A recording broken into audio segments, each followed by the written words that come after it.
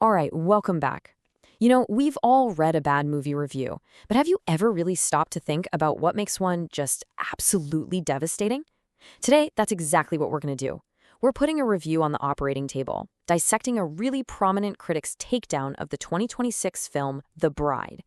We're going to see exactly how a powerful and I mean brutal argument gets built, piece by piece. So the reviewer doesn't waste any time, right? He immediately goes for the jugular with this central claim. He's not just saying, hey, this movie is bad.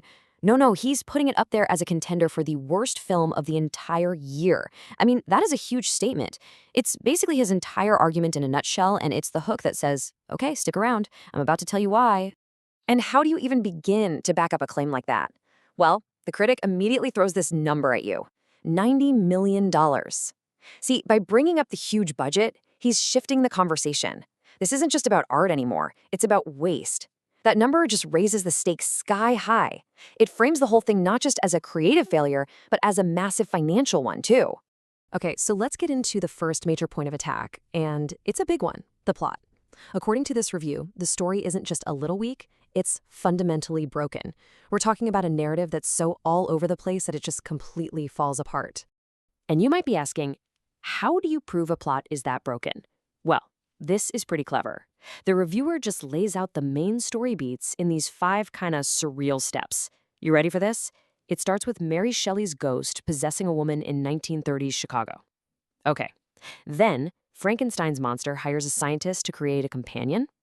Right? Then, this reanimated woman ends up in a modern-style nightclub.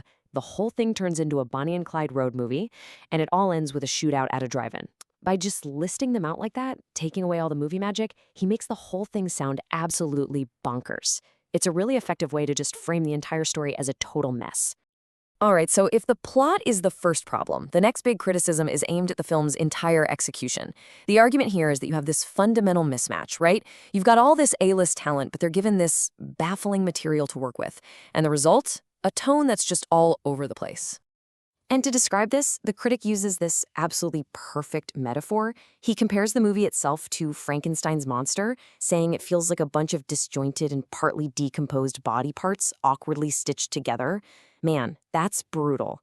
But it's not just a clever insult, It's his way of saying that all the different genres the movie tries to be, gothic romance, weird comedy, period drama, they just don't fit. They're all just clashing parts. So to really drive home this idea of wasted potential, the reviewer makes sure you remember who was in this thing. I mean, look at this cast. We're talking Christian Bale, Peter Sarsgaard, Jake Gyllenhaal, Annette Bening. This is a seriously stacked lineup.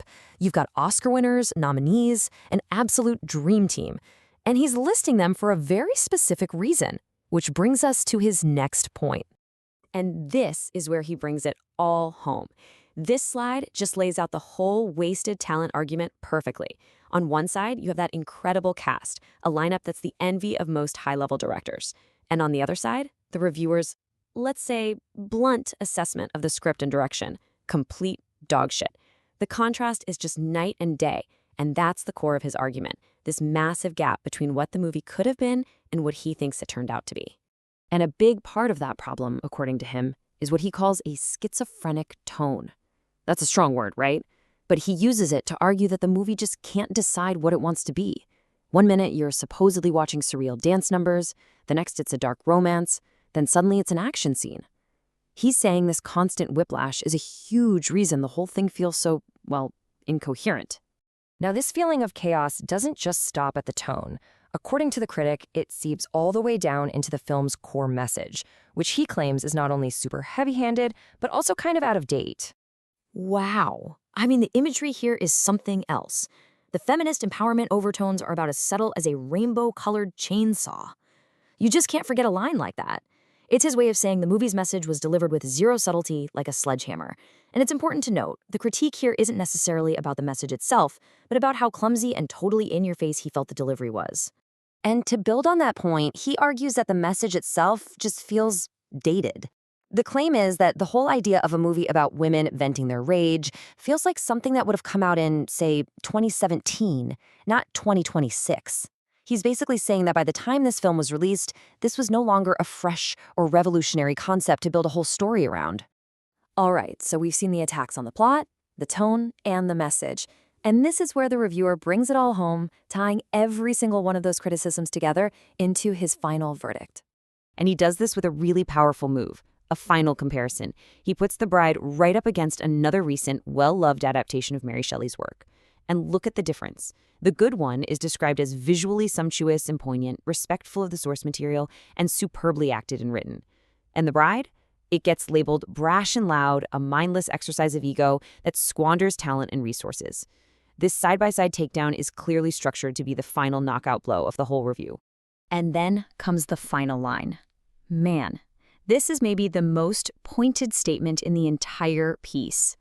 The reviewer directly addresses the film's director, referencing her previous comments about the industry. He says, if you're looking for an answer to why more female directors don't get a chance in Hollywood, you only need lay eyes on your own creation. Whoa. That is an incredibly sharp and frankly very personal way to end the whole thing. So after going through this entire deconstruction of one critic's really brutal take, it kind of leaves us with a bigger question, doesn't it? When a movie takes huge creative swings, like this one apparently did, where do you draw the line between a bold, visionary reimagining and just a failed experiment? It's something to think about for sure. Thanks for digging into this one with us.